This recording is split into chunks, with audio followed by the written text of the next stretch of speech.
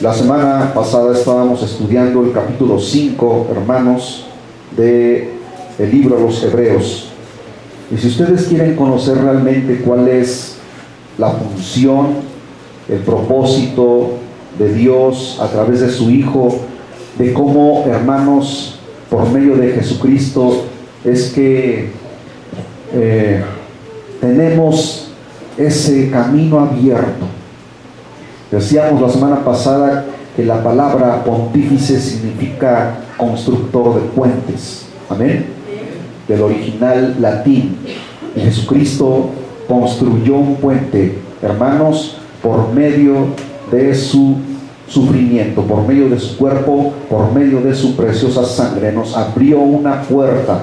Estábamos limitados, estábamos excluidos, no teníamos comunión con Dios, estábamos muertos, estábamos condenados, no había esperanza para nosotros. Entonces el Padre, viendo la situación del ser humano, toma la decisión, y esto lo declara la palabra del Señor, que desde antes que incluso el universo existiese, ya esto había sido predestinado. Aleluya. Porque Dios tenía en mente el crear al ser humano y sabía que iba a pecar. Entonces tenía que dar una solución a ese problema. ¿Cuántos glorifican el nombre del Señor? Que Dios siempre tiene una solución al problema del hombre. Aleluya. Amén, gloria a Dios. Y dice en el capítulo 6 a los Hebreos, en el versículo 1: por tanto, dejando ya los rudimentos de la doctrina de Cristo, vamos adelante a la perfección, no echando otra vez el fundamento del arrepentimiento de obras muertas, de la fe en Dios. Y hablábamos la semana pasada que el escritor a los Hebreos está hablando aquí de que tenemos que ir hacia adelante, que no nos podemos quedar estancados en un solo lugar, sino tenemos que ir avanzando constantemente, creciendo, alimentándonos, queriendo más y más de Él. Ciertamente cuando vinimos a Cristo por primera vez, deseábamos las cosas de Dios, pero tenemos que ir madurando, tenemos que ir creciendo. Por eso dice en el lenguaje sencillo, por eso sigamos aprendiendo más y más. No nos podemos conformar con lo que aprendimos desde un principio hasta que lleguemos a ser cristianos maduros. Dejemos de ocuparnos de las primeras enseñanzas que se nos dieron acerca de Cristo y ya no sigamos hablando de cosas simples. Dejemos de hacer lo malo, sigamos a Cristo y dejemos de pecar para no morir. Sabemos que debemos confiar en Dios. Aleluya. Y esa es una de las cosas importantes, hermanos, que un cristiano verdadero practica todos los días. Un cristiano que se congrega constantemente es un cristiano que va en crecimiento, que va madurando, que va alcanzando otro nivel. No nos quedamos estancados, ¿verdad? Así como un niño cuando comienza a dar sus primeros pasos y después comienza a ir a la escuela, va al preescolar, cursa sus 3 años de preescolar, de ahí pasa a la primaria, pero no toda la vida va a estar en la primaria, tiene que pasar a otro nivel de estudios, la secundaria, y son 3 años de secundaria, y de ahí otros 3 años de preparatoria, para después ir al siguiente nivel, en donde ya se prepara para una profesión.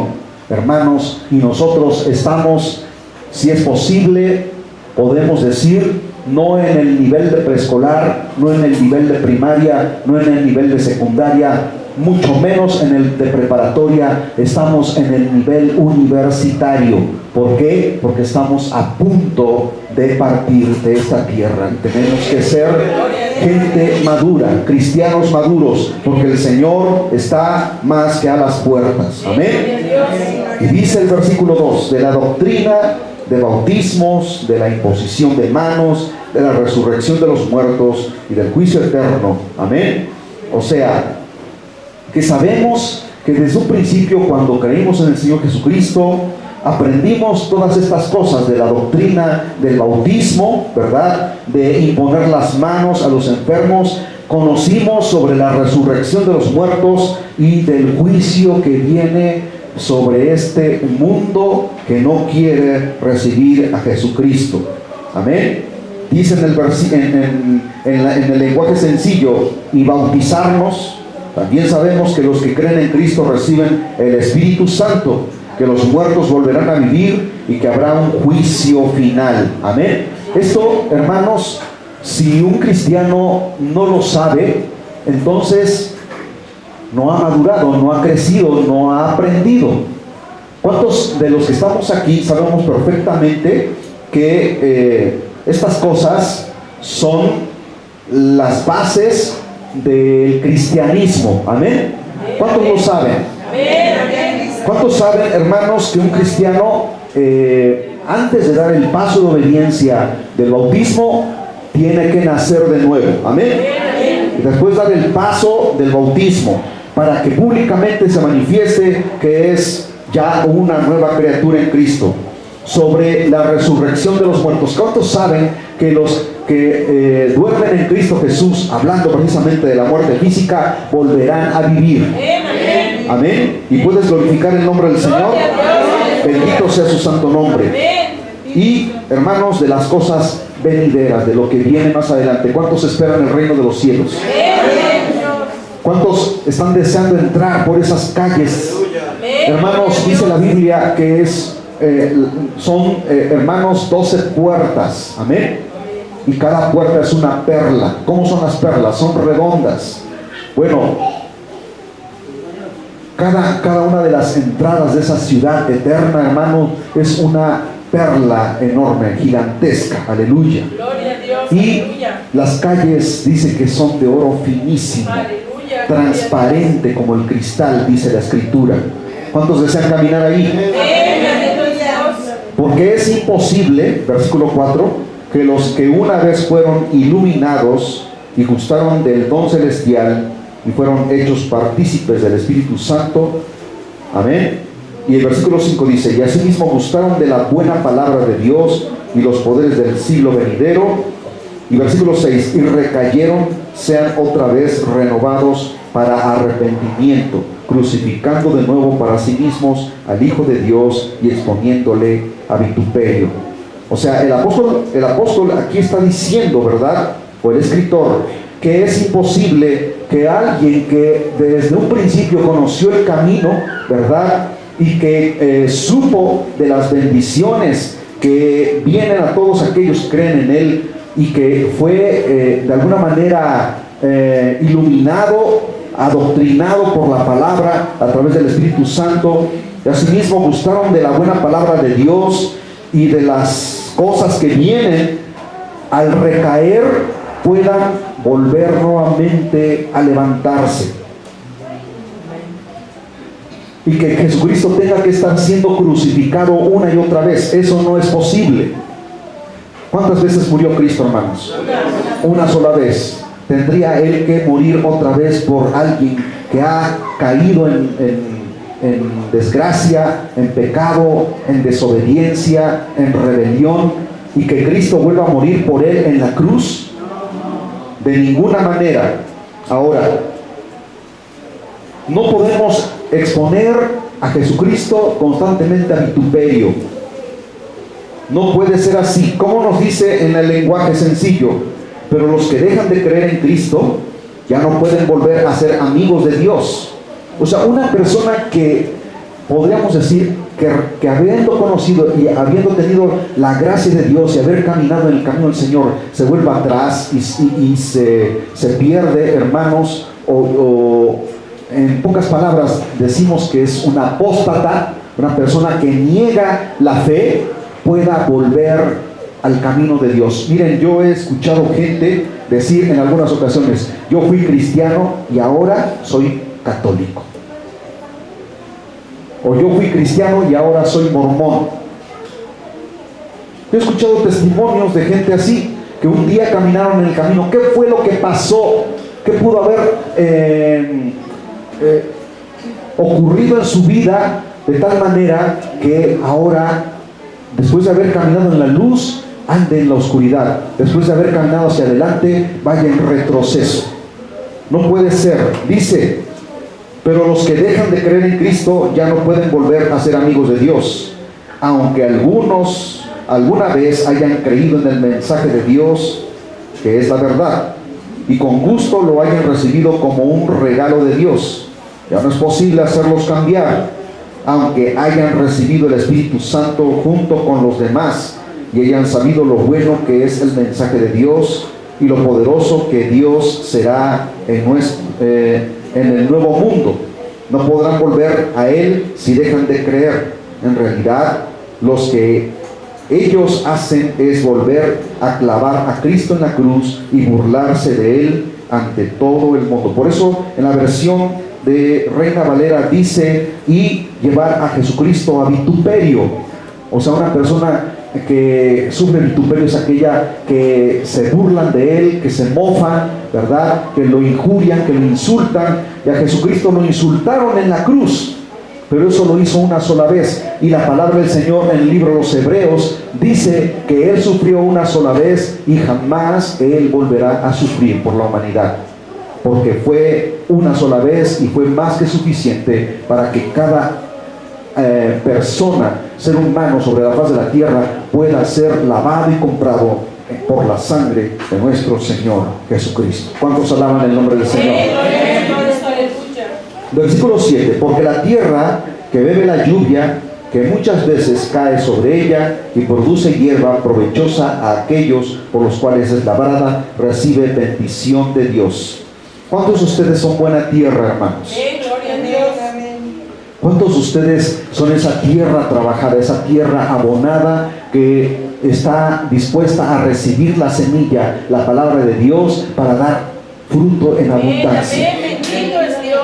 Pero dice en el versículo 8, pero la que produce espinos y abrojos es reprobada, está próxima a ser maldecida y su fin es el ser quemada. ¿Qué es lo que produce, hermanos, una tierra endurecida, una tierra reseca? ¿Produce hierba verde? ¿Qué produce? Espinos, abrojos, cizaña. Y un cristiano no puede estar en esos dos ámbitos. Tiene que definirse. Si ha sido una persona que ha vivido en amargura, en contradicción, enojada consigo mismo y con los demás, tiene que haber un cambio, una transformación. Una persona amargada, una persona endurecida del corazón, una persona que guarda rencor, una persona que no puede perdonar, no puede, hermanos, vivir en los frutos del Espíritu. No puede ser luz y oscuridad al mismo tiempo. No puede ser trigo y cizaña al mismo tiempo. O es trigo o es cizaña. Hermanos, si hay algo que el cristiano debe entender, es que debe manifestar el cambio, la transformación en su vida. No puede andar allí haciendo malos negocios, no puede andar por allí haciendo, defraudando a los demás y a la vez manifestando ser un cristiano. No puede venir a la iglesia, participar del ministerio en la obra y afuera maldecir, engañar, contradecir la palabra de Dios, el defraudar, el causar daño a otras personas. Es una persona que, como dice, hermanos, en el versículo del 4 al 6, es una persona que ha caído en esa condición y simplemente se está engañando a sí misma. ¿Sí estamos entendiendo la palabra?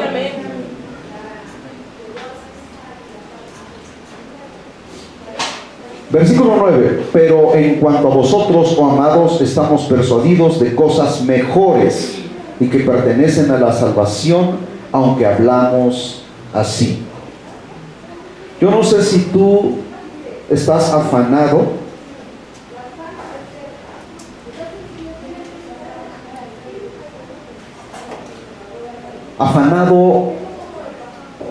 en alcanzar todo lo que un ser humano puede desear en cuestiones materiales.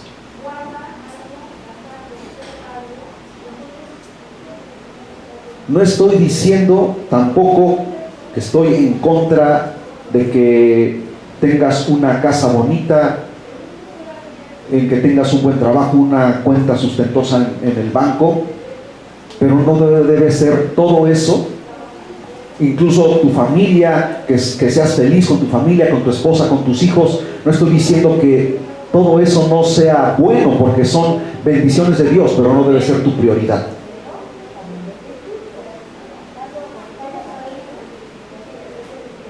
Si tú te enfocas, si tú te enclaustras en tu casa, ¿verdad? Ahí tengo una casa muy bonita.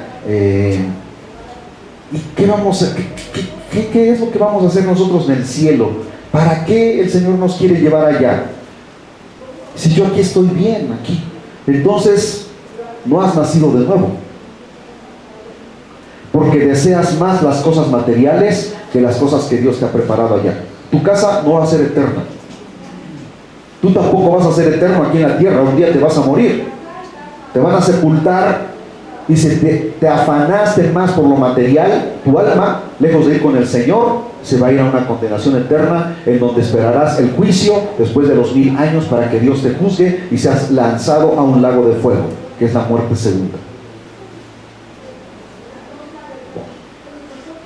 Hermanos, yo no estoy diciendo que no trabajes, que no hagas, que no procures por tener comodidades, ¿verdad? Pero no debe ser esa nuestra prioridad. Señor, gracias por todo lo que tú me has dado, pero yo te espero, Señor, yo quiero irme contigo. Amén, gloria a Dios. Hoy alguien que se aferre a su casa y yo no quiero perder esta casa, no quiero perder mi vehículo.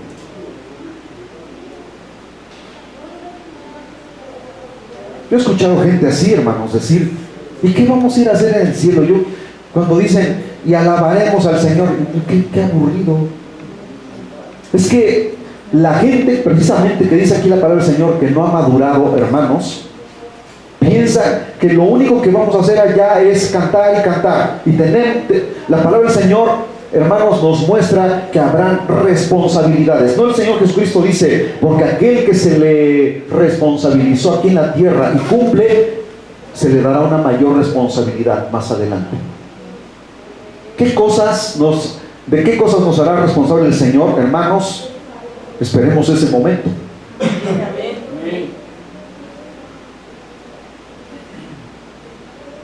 Miren, los afanes de este mundo son los que muchas veces eclipsan nuestra visión espiritual de lo que realmente Dios nos tiene preparado allá. Dice la Escritura, cosas que ojos no vieron y han subido a corazón de hombre, son las cosas que Dios ha preparado para los que le son fieles. Sí, gloria a Dios.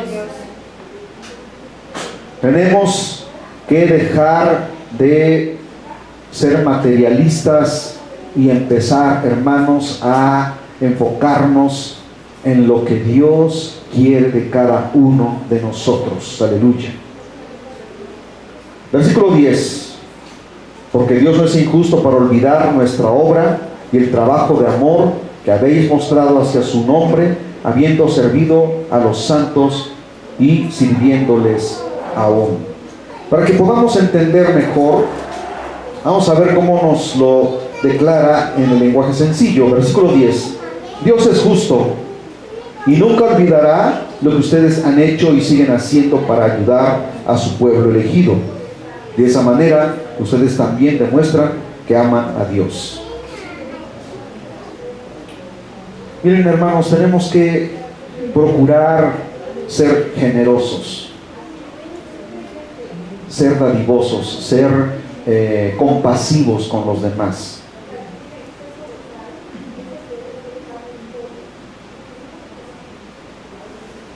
El día de ayer andábamos en el centro, mi esposa, mi hija, nuestra nietecita, andábamos caminando ahí dando la vuelta, y de repente mi hija ve a una ancianita, de esas ancianitas que se andan ganando la vida vendiendo sus productos, ¿verdad? Algunas venden dulces, otras venden frutitas. Y cada vez que mi hija ve a una ancianita, un ancianito que le andan luchando en la vida por salir adelante, ella busca lo que tiene, se despoja y les dice: ten, para que puedas ayudarte. ¿Cuántas veces has visto a un mendigo ahí en un rincón? Yo, hermanos, el otro día platicaba con mi esposa y decía: ¿qué habrá pasado en esas personas para que vivan así? ¿No tienen familia? ¿Los abandonaron?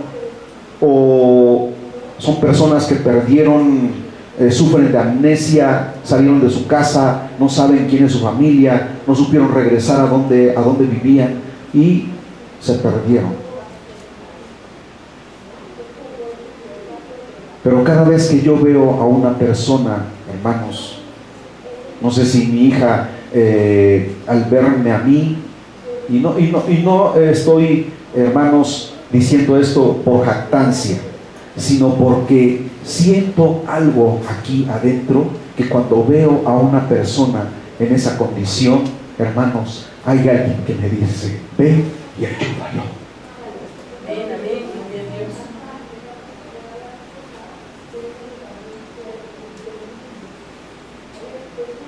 Tenemos que ser generosos. Amén.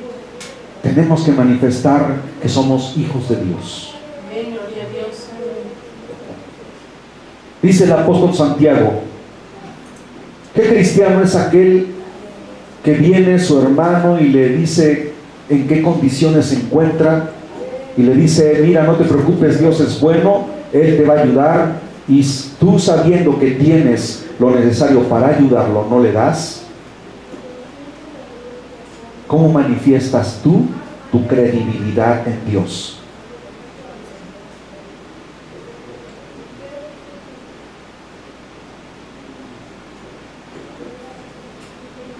¿Alguna vez has ayudado a tu hermano, a tu hermana en Cristo Jesús en una situación difícil?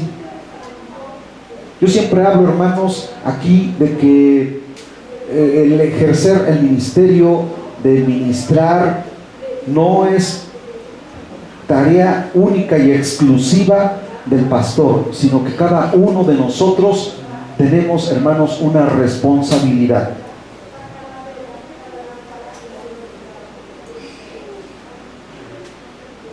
Y tenemos el ejemplo claro de Jesucristo. Él nunca pasó desapercibido a ayudar a los más necesitados.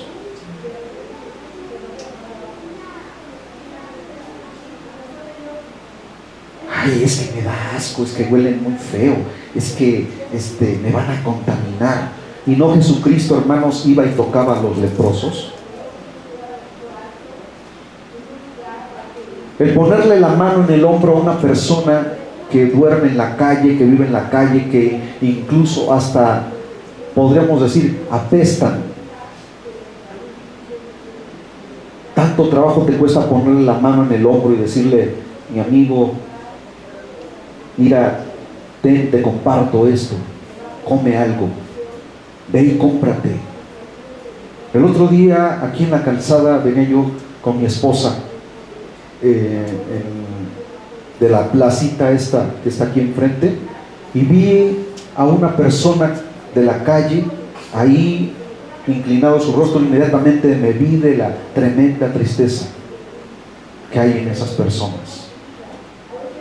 Inmediatamente me busqué lo que tenía, se lo saqué y le di: mira, ten, Dios te bendiga. Y había ahí un puestecito, le dije, ve y cómprate algo. Le dije, ¿ya comiste? No, no he comido, ve y cómprate para que comas.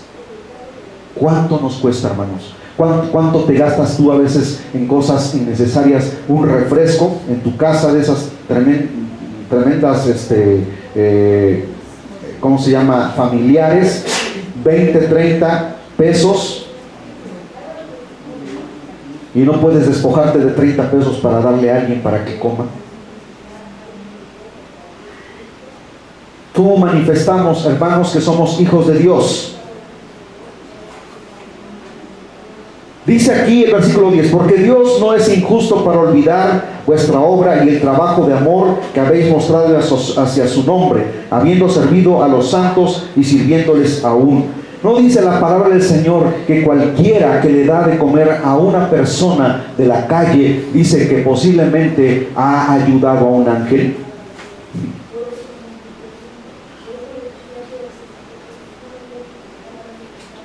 Si le das un vaso de agua o si le das un plato de comida, ¿por eso te vas a quedar pobre?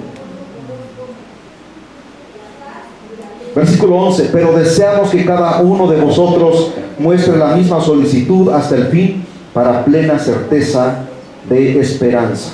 Hermanos, lo que hagamos aquí repercutirá eternamente allá. Porque el Señor un día dirá, porque tuve hambre y me diste de comer. Tuve sed y me diste de beber.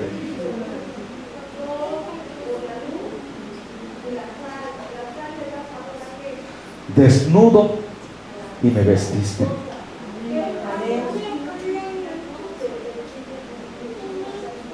Enfermo y me visitasteis.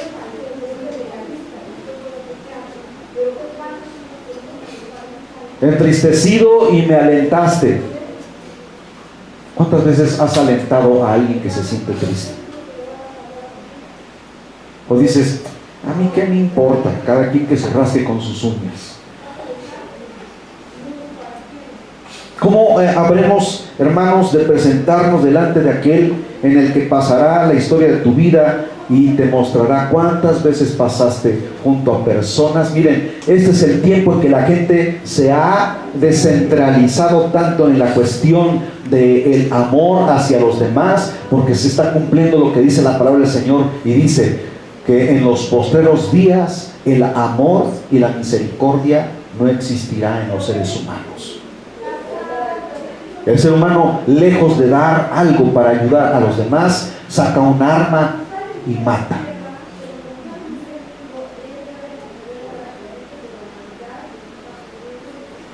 ¿Y acaso nosotros no matamos con nuestro desprecio? ¿Sí lo están entendiendo, hermanos? ¿Acaso nosotros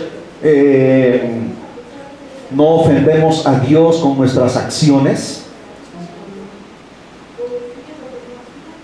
Versículo 12, a fin de que no os hagáis perezosos, sino imitadores de aquellos que por la fe y la paciencia heredan las promesas. Tenemos, hermanos, que ser generosos.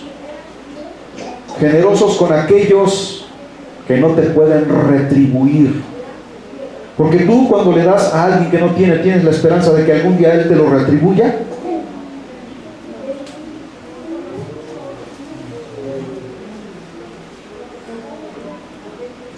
Pero el Señor Jesús dice, pero cuando ayudes a alguien, no esperes que esa persona te lo retribuya, porque entonces ¿qué sentido tiene? Dale al que no tiene, que sabes que nunca te va a poder retribuir, pero lo que tú retribuyas, lo que tú hagas por él, el Señor te lo recompensará allá arriba. ¿Qué clase de recompensas dará el Señor, hermanos? Nos vamos a quedar con el ojo cuadrado, porque el Señor dice, porque aquel que se le demandó más, o más bien aquel que se le dio más se le demandará. Dios te ha bendecido en abundancia, hermano, hermana. Amén, gloria a Dios. Da de lo que Dios te ha bendecido. Amén. Y créeme en verdad que la palabra del Señor dice que más bienaventurada cosa es dar que recibir. Aleluya, gloria a Dios.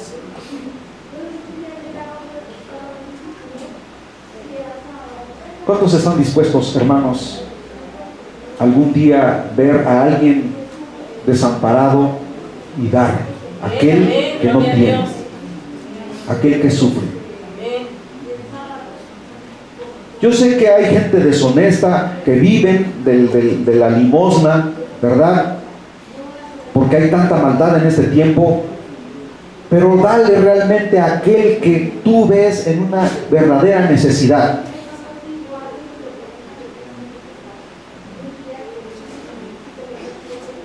Hace muchos años, cuando estaba yo recién casado con mi esposa, trabajaba en Suburbia, en una tienda comercial en Plaza Dorada. Iba yo corriendo porque se me hacía tarde y mi esposa me había preparado una torta. Iba casi llegando ahí por donde está lo que ahora es la fiscalía, ahí en el Boulevard 5 de Mayo. Y me impactó, en verdad, demasiado ver a una persona metida hasta la mitad del cuerpo en un bote de basura, sacando la basura, sacando los papeles sucios, sacando las cáscaras de naranja y comiendo cáscaras de naranja, porque su hambre. El hambre es tremenda, hermanos. Eres capaz de comer hasta una rata muerta cuando tienes demasiados días sin comer.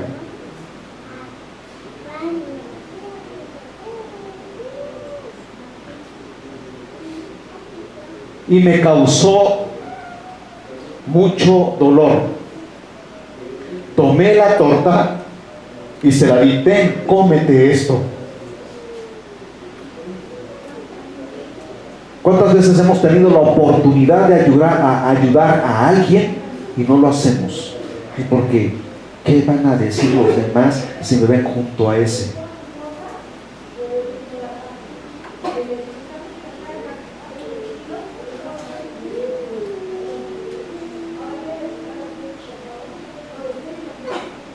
Tenemos que manifestar, hermanos, que realmente somos cristianos. No somos cristianos de oídos, no somos cristianos de lengua, somos cristianos en hechos, en obras. Amén, gloria a Dios. Tenemos que ser rectos. No tenemos que ser estafadores, no tenemos que ser personas timadoras que estafan a los demás, que defraudan a los demás.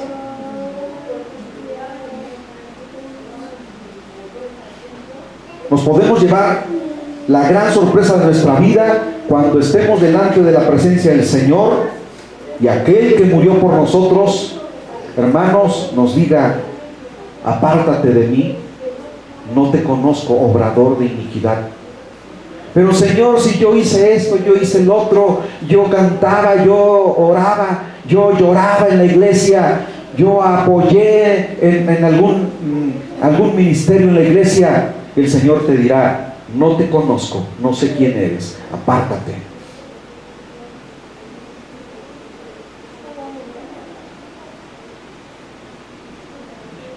¿O somos cristianos de verdad, hermanos?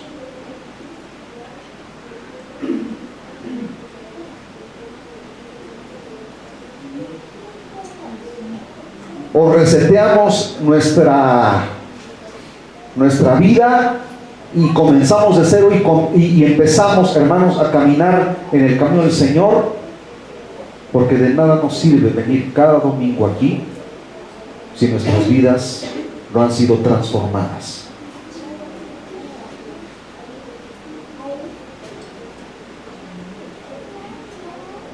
Versículo 13, porque cuando Dios hizo la promesa a Abraham, no pudiendo jurar por otro mayor, juró por sí mismo, diciendo: de cierto te bendeciré con abundancia y te multiplicaré grandemente.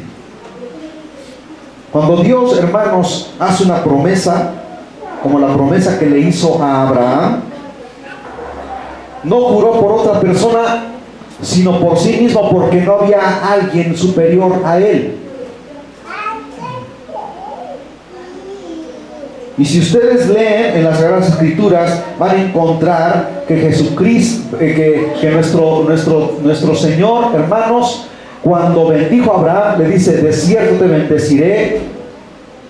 Y dice que juró por sí mismo, porque no había alguien más alto que él por el cual pudiese jurar. Ahora, ¿cómo nos dice en el lenguaje sencillo? Dice: Dios le hizo a Abraham esta promesa: yo te bendeciré mucho y haré que tengas muchos descendientes. Cuando Dios le juró a Abraham que cumpliría esta promesa, tuvo que jurar por sí mismo, porque no tenía a nadie más grande por quien jurar.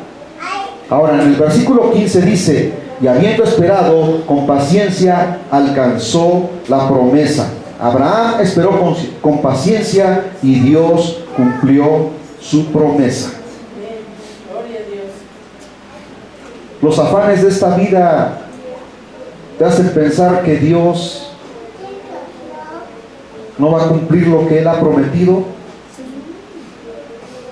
Tienes más la esperanza fundamentada en vivir toda tu vida aquí en la tierra hasta que te mueras y ahí que se acabe todo, o tienes una esperanza viva de que Él viene por ti, y aunque mueras, mueres con esa esperanza de que Él te resucitará de entre los muertos. Gloria a Dios.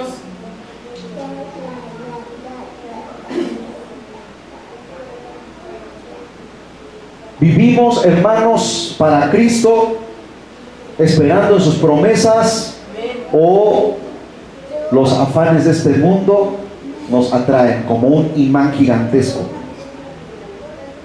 Eres un metal que eres atraído por el imán del mundo y fácilmente eres succionado, de tal forma que no hay manera de que tú puedas entender que la palabra del Señor dice: el cielo y la tierra pasarán, pero mis palabras no pasarán, permanecen para siempre.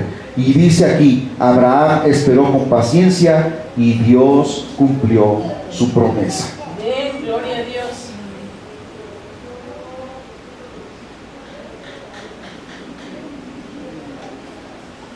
Versículo 16: porque los hombres ciertamente juran por uno mayor que ellos, y para ellos el fin de toda controversia es el juramento para confirmación.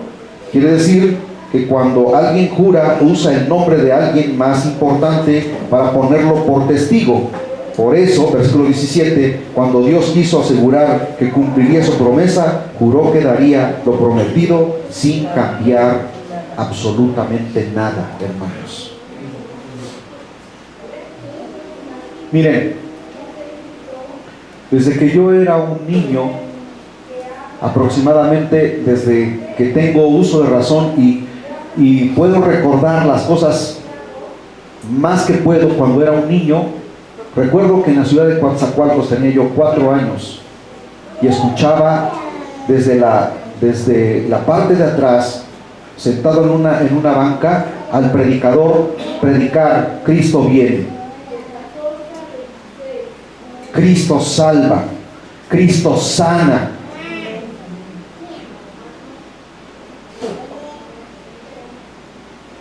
Y esa esperanza sigue viva aquí. Yo escuché a mi papá predicar: Cristo viene por su iglesia. Mi papá ya partió con el Señor y ahora yo predico que Cristo viene. Amén. Amén. Dios, aleluya. Y les puedo asegurar algo, hermanos, que no pasará nuestra generación sin que antes esta palabra se cumpla ya. Amén. Gloria a Dios. Porque vimos a nuestros antecesores predicar sobre esta doctrina de generación en generación. Crecimos y nos hemos hecho viejos. Y todavía esa flama de esperanza viva en nuestros corazones permanece, porque la flama del fuego de Dios no se tiene que apagar. Tenemos que permanecer firmes, creyendo, hermanos, que el Señor no retarda su promesa, sino que no queriendo que ni tú ni yo nos perdamos. Por eso Él se espera, porque todavía ve que no hay convicción. ¿Qué sería de ti y de mí, hermanos, si el Señor nos agarrara en curva, como dicen por ahí? El Señor levanta su iglesia y no estás preparado. Por eso Él se espera y dice, ¿qué es lo que tenemos que hacer, hermanos? A ver, fuerte. Tenemos que cambiar. Y para que haya un cambio, vean que la palabra cambio viene de la raíz, hermanos, que tanto hemos mencionado, que significa arrepentirse. Arrepentirse es cambiar. Cambiar de tu forma de vivir. Cambia tu manera de vivir. Amén. Gloria a Dios. Sé diferente.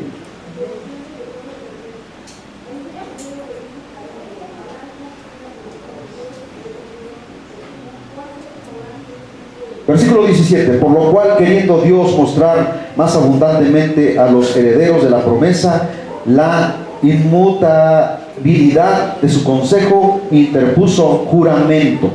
¿Qué nos quiere decir esto? Vamos a ver qué nos dice el lenguaje sencillo. Por eso, cuando Dios quiso asegurar que cumpliría su promesa, juró que daría lo prometido sin cambiar nada.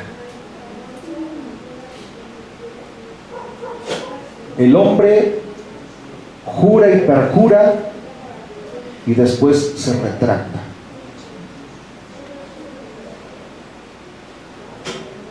Pero Dios es fiel, hermanos. Amén, amén, gloria a Dios.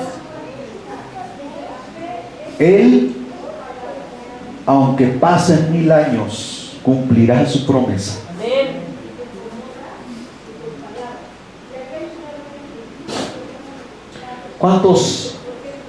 ¿Cuántos siglos pasaron, hermanos, desde Daniel hasta cuando el ángel Gabriel le habló diciéndole que Cristo, el Mesías, vendría al mundo? Aproximadamente 500 años. Y Daniel escribió eso que el ángel Gabriel le dijo.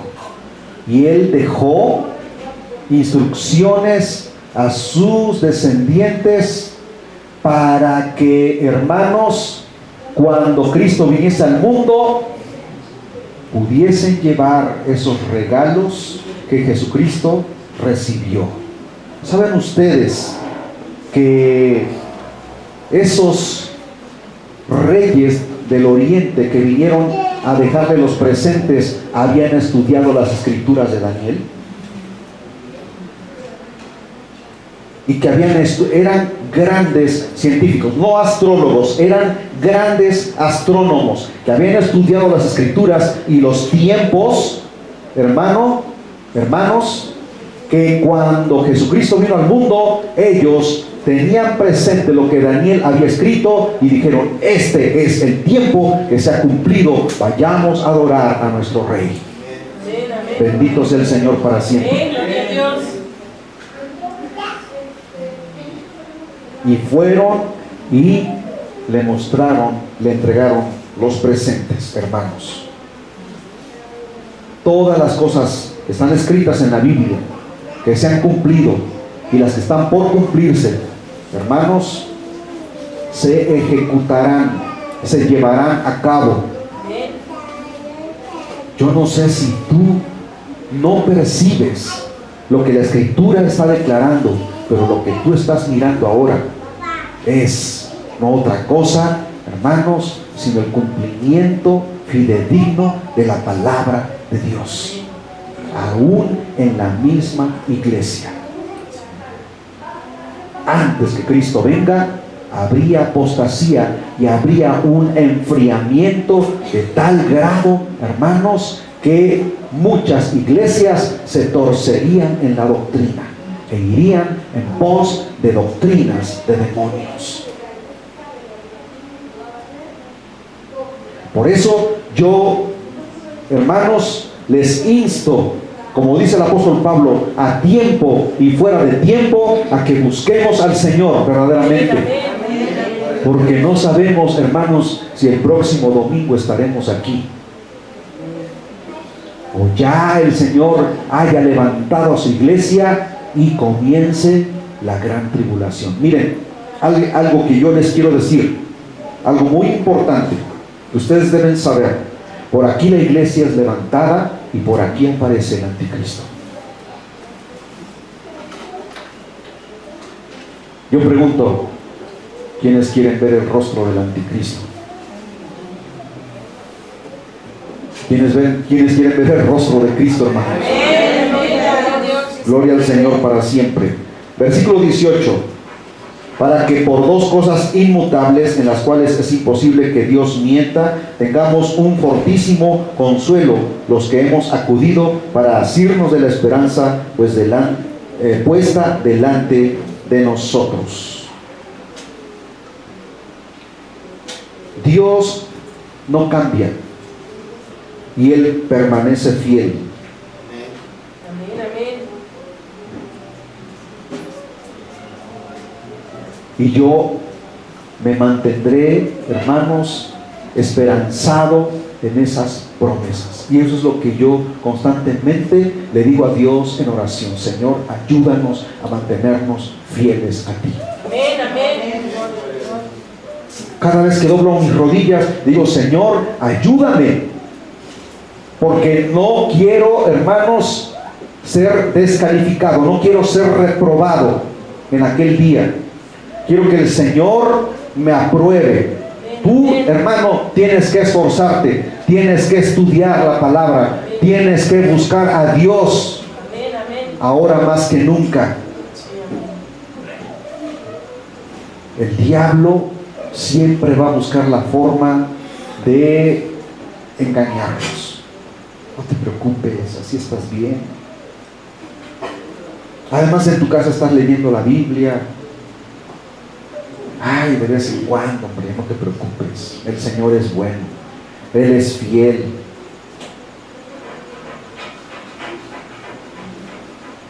No pasa nada. Dios es amor. Y esos pensamientos, hermanos, son los que de alguna manera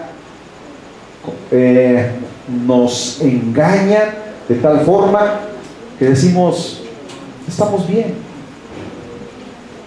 Eso es precisamente lo que dice aquí la palabra del Señor en el versículo 1 del capítulo 6 de Hebreos, cuando dice: por tanto, dejando ya los rudimentos de la doctrina de Cristo, vamos adelante a la perfección, no echando otra vez el fundamento del arrepentimiento de obras muertas, de la fe en Dios.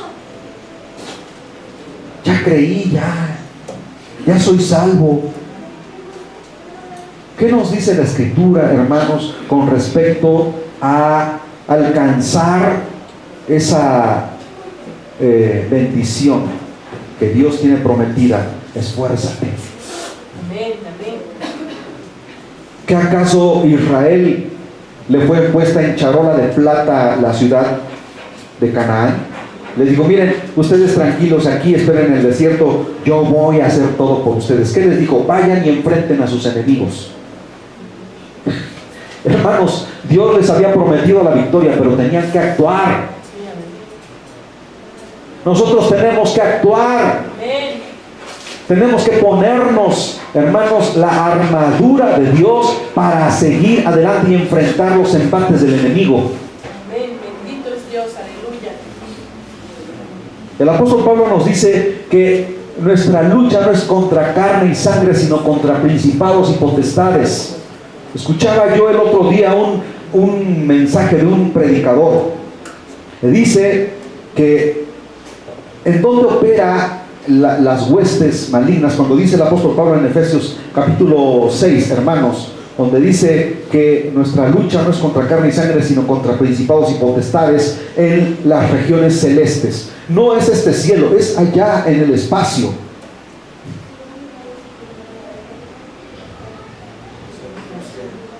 ¿Saben ustedes que cuando Cristo venga, hermanos, habrá una batalla allá en el espacio, y vendrán los ángeles y abrirán camino para que la iglesia suba y sea llevada? Gloria a Dios. Bendito es el Señor. Dice la escritura, no es lucha contra carne y sangre, sino en las regiones celestes. El diablo, la palabra del Señor dice, hermanos, en una de las cartas del apóstol Juan, no recuerdo si es el capítulo 2 o el capítulo 1, pero dice: sabemos que, hijitos, sabemos que somos de Dios, y el mundo entero está bajo el poder del maligno.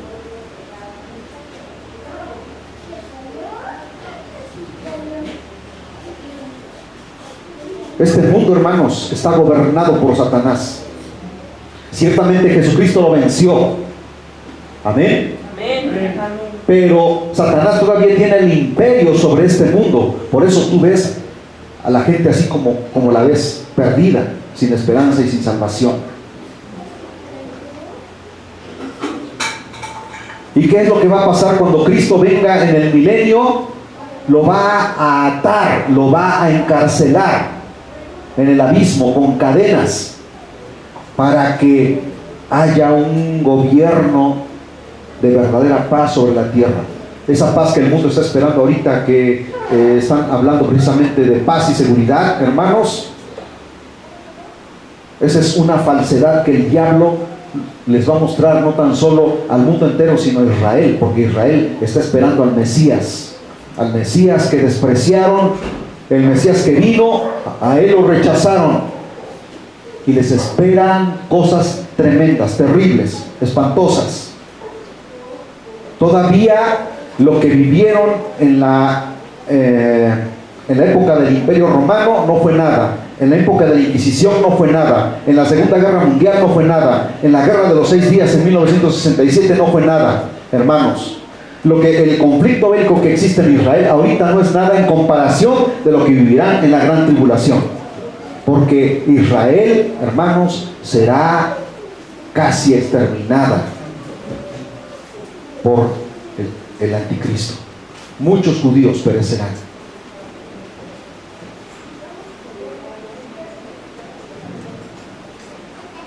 Versículo 19: la cual tenemos como segura y firme ancla del alma, que penetra hasta dentro del velo. Aquí, hermanos, quiero hacer énfasis en el versículo 19 y 20, donde dice: donde Jesús entró por nosotros como precursor, hecho sumo sacerdote para siempre, según el orden de Melquisedec. Y hablamos de Melquisedec la semana pasada. Jesucristo, hermanos, es un tipo de el sacerdote Melquisedec. Sacerdote para siempre, sin descendencia. No se supo cómo apareció, y no se supo, hermanos, cómo desapareció.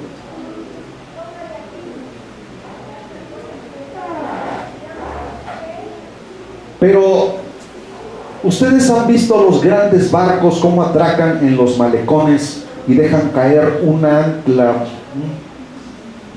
¿cómo se llama? Sí, lo que es el ancla, muy pesada, es un metal que pesa toneladas y se va al fondo y hace que el barco, a pesar de que las olas lo mueven, permanezca. Miren, tú y ustedes y un servidor estamos en el vaivén de las olas de este mundo, y si no tenemos el ancla, que es Cristo, somos llevados por las corrientes de doctrina.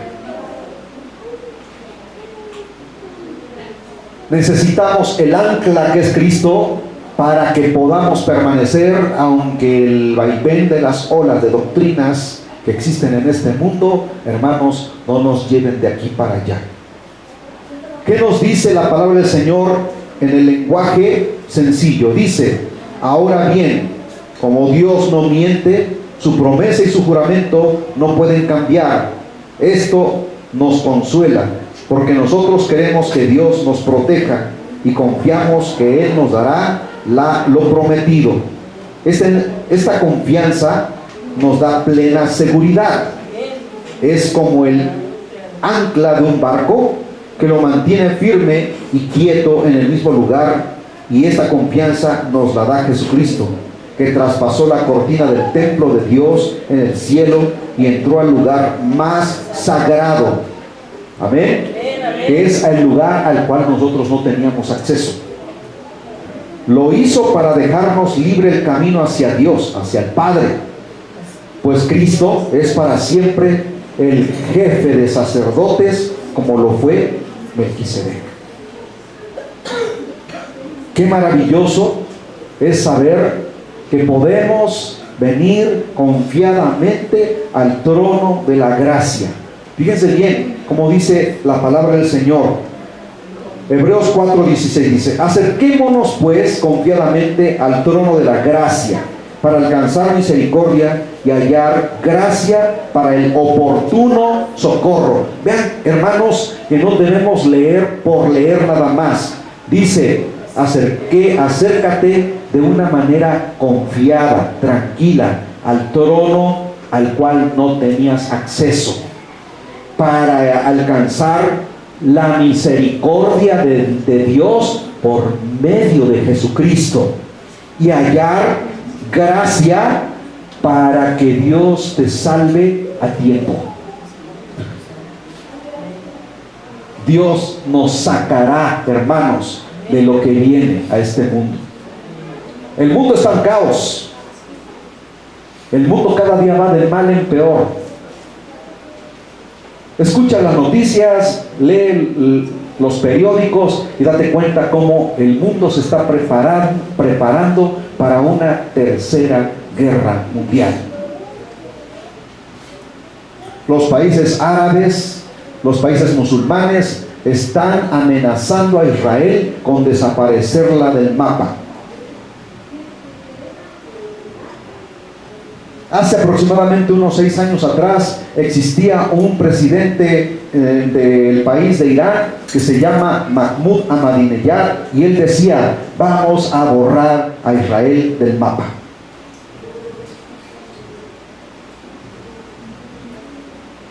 Yo no sé si tú no te das cuenta de lo que está pasando alrededor del mundo.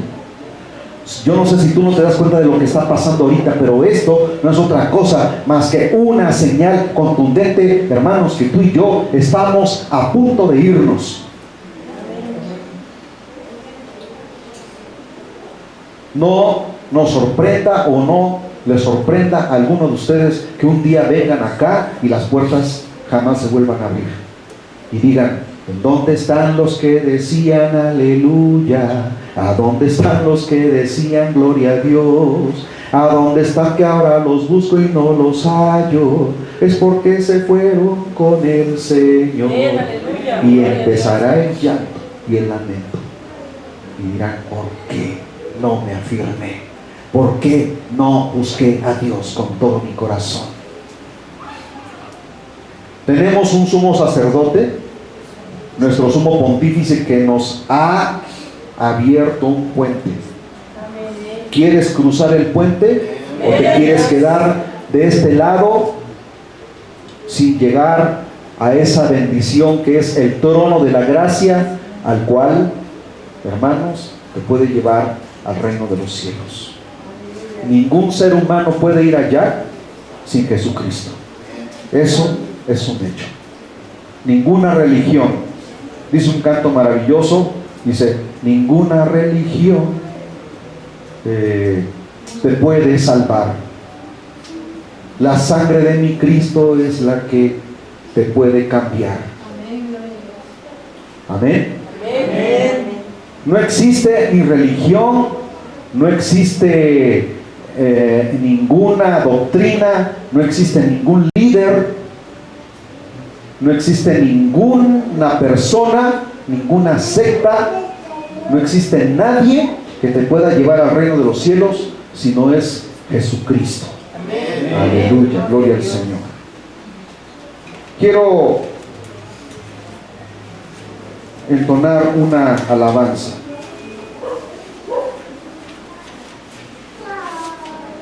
Y después, hermanos, pasamos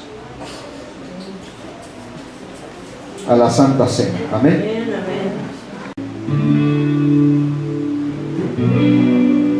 Las llagas de Jesús fueron abiertas, producto del pecado y la maldad. La sangre que en la cruenta cruz vertiera, y el imperio de la humanidad sufrió con humildad, llevó sin queja,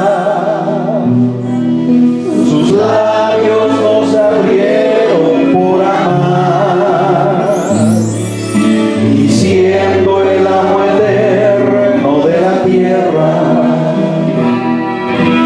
su complacencia estuvo en perdonar. ¿Y qué será del mundo? ¿Y qué será del pecador que vive cada día rechazando al Salvador? Pues él brindó su vida solamente por amor, y rechazarle es condenación. Acepta su perdón, vive tu vida, y paz eterna en él recibirás. Su sangre cerrará la cruel herida que el mal te propiciará sin piedad. Y piensa que el amor con que él muriera, llevando la miseria de tu mal, te librará al final de la condena, de la infernal y cruel eternidad. ¿Y qué será del mundo? ¿Y qué será del pecador que vive cada día rechazando al Salvador? Pues él brindó su vida solamente por amor, y rechazarle es condenación. Acepta su perdón, rinde tu vida, y paz eterna en él recibirás. Su sangre cerrará la cruel herida que el mal te propiciará sin piedad. Y piensa que el amor con que él muriera, llevando la miseria de tu mal, te librará al final de la condena, de la infernal y cruel eternidad.